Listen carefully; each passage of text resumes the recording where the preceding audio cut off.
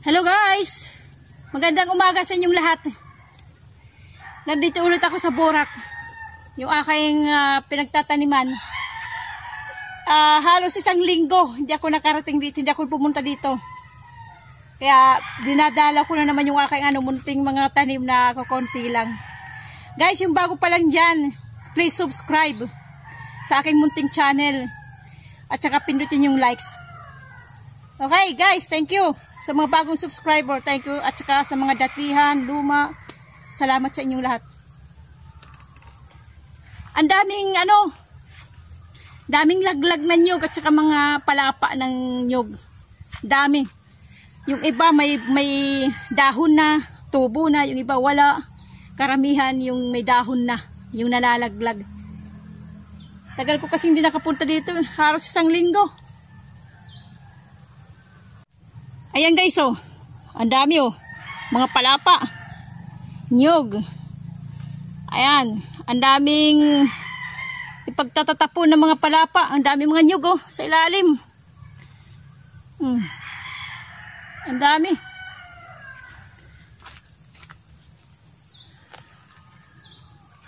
Pag-iipunin natin tong dami, oh. Siguro maano to. Ilang piraso ba? Ang dami, oh. Daming laglag. Pwede natin kuprahin. Makukupra ba? Oh. Ayun pa doon. Mga laglag, oh.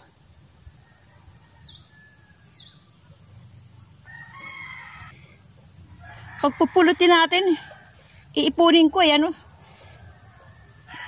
Isang ang tawag sa amin yan, rawog. Nga nalaglag. Pag iipunin ko yung mga nyug. Ayan, oh.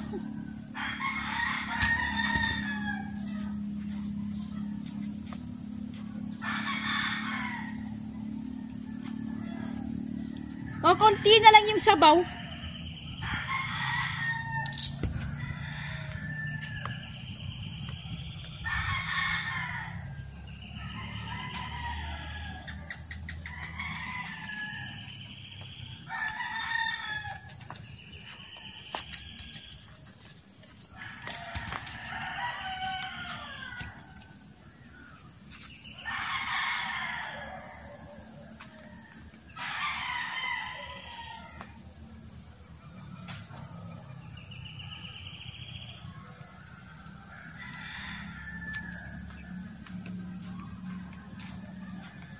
Karamihan na may dahon na, eh. Pag nalalaglag siya, may dahon na.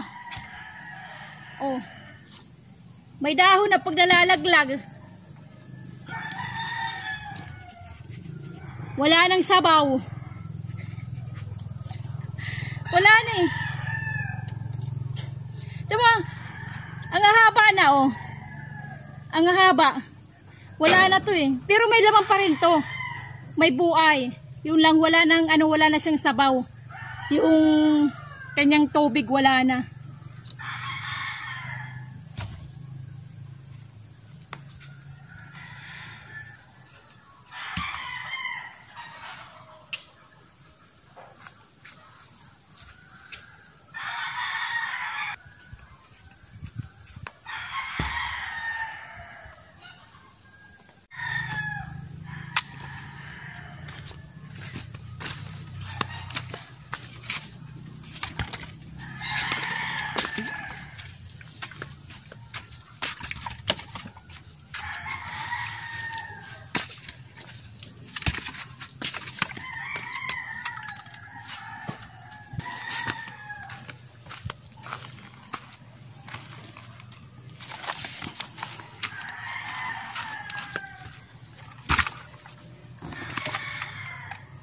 Dalawang rawog to, eh. Yan. Dalawang rawog.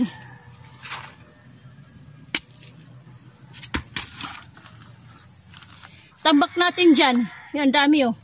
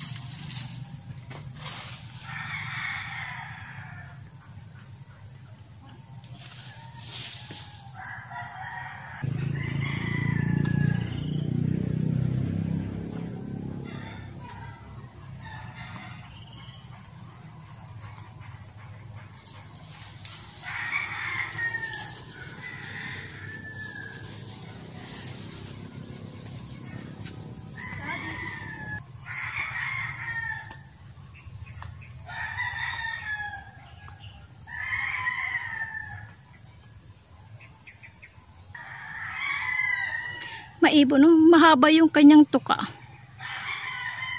Pero hindi naman siya kalakihan. Hindi ko alam kung anong klaseng ibon to.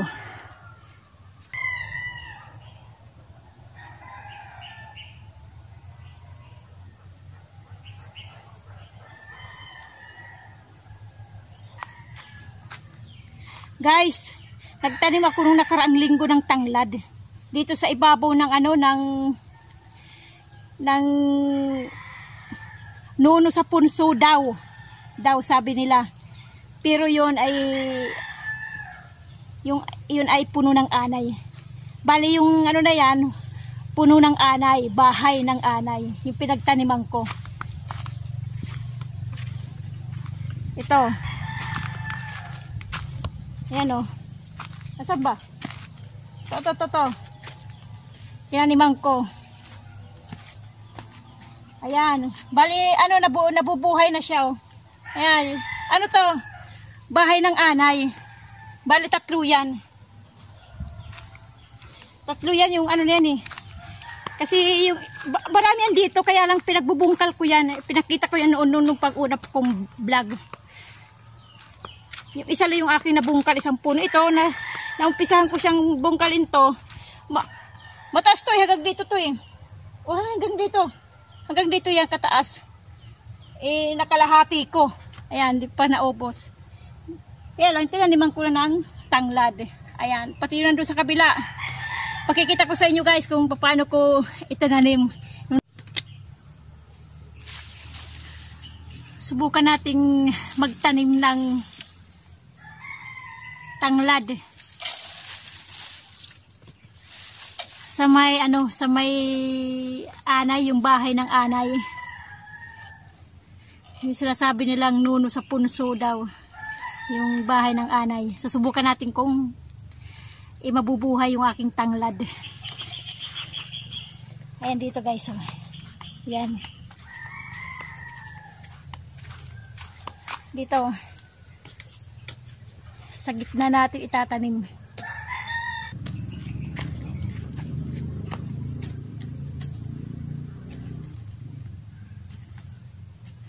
Sabi, itatanim ng tanglad.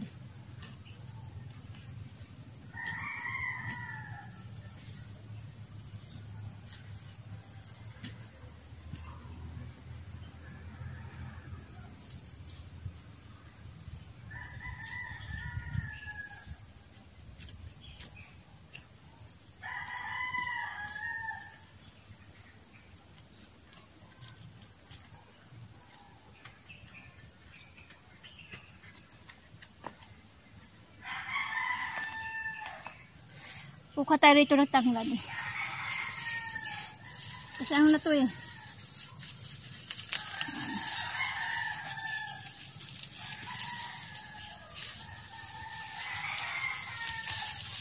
Yan. Marami kasi akong tanglad eh. Mayroon pa dito isa. May 3 rin to eh. Marami to dito eh. Kailangan yung iba pinagbubungkal ko na. Meron pa natitira dito yung isa. Yan pa. Bahay ng mga anay. Yung dito, binawasan ko na to. Ito. Yan, binawasan ko na yan. Wala na, tinamad na ako magbungkal eh. Kaya pinabayaan ko na. Doon, tataniman natin ng tanglad guys.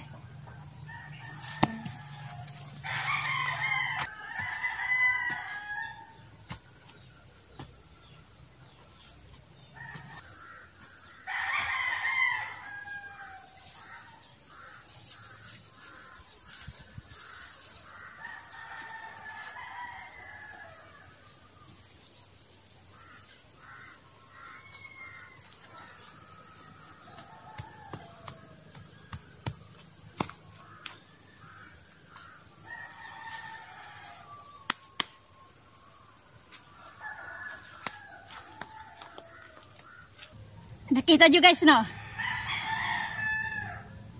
Sinubukan ko lang yung baka kasakali sabi ko yung mabuhay. Nung binubungkal ko to, daming butas.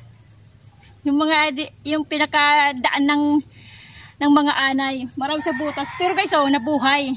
Oh. Green na yung dahon.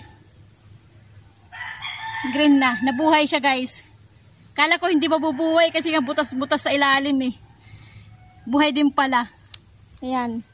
Ewan ko lang kung lumaki yan. Pero siyempre lupa din ang ano yan eh. Ang ilalim eh. Yung nandito eh, isa lang itinanim ko sa tuktok din. Ayan o, isa lang. Nasa ibabaw din. Ito yung mababa na bahay ng anay. Nasabi nila sa kasabihan eh, nuno sa punso daw. Hindi, puro anay ito, bahay ng anay. Ayan, tinaniman ko guys.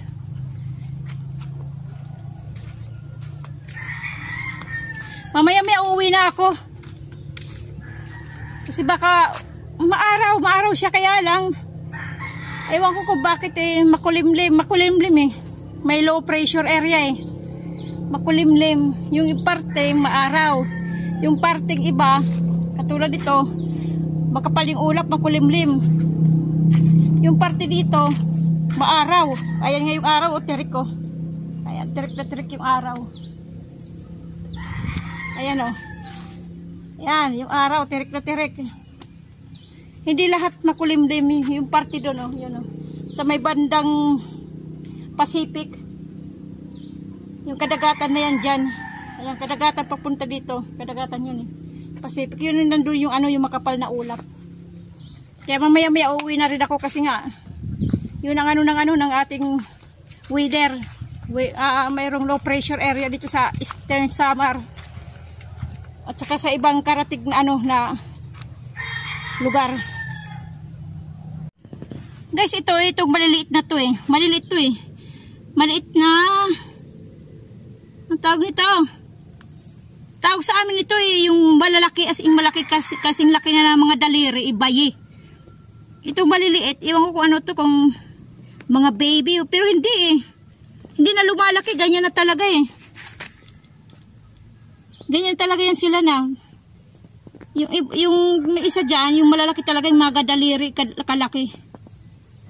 No, kung anong klaseng to. Anong klaseng, para siyang, anong tawag doon? Yung isa ng centipede, ano to? Centipede, ano itong tawag doon? Iwan, hindi ko alam. Bahala na kayo guys. Kung anong tawag dito.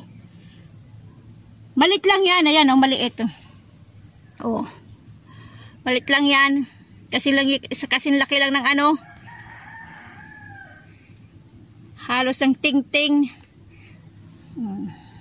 Hindi na yung lumalaki. Ganyan na talaga yan. Yung ano na yan. Insekto na yan. Ewan ko.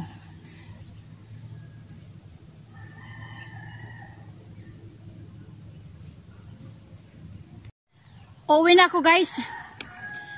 Aabutan ako ng malakas na ulan dito. Makapal dito yung ulap. Makapal doon oh, yun oh, maitim. Iuulan yun eh, papunta dito eh. Papuntang dagat yan eh. Linilipad papuntang dagat, uulan. Maaabutan ako guys. May dala akong nyug. Siyempre, ibibenta na naman yun doon sa bayan.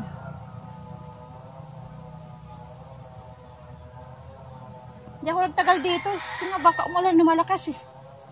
Mahirap maulanan dito ng malakas. Hindi ako makakalabas. Hindi agad-agad makakauwi. Sana mayroong tricycle sa labasan. Sa may kalsada.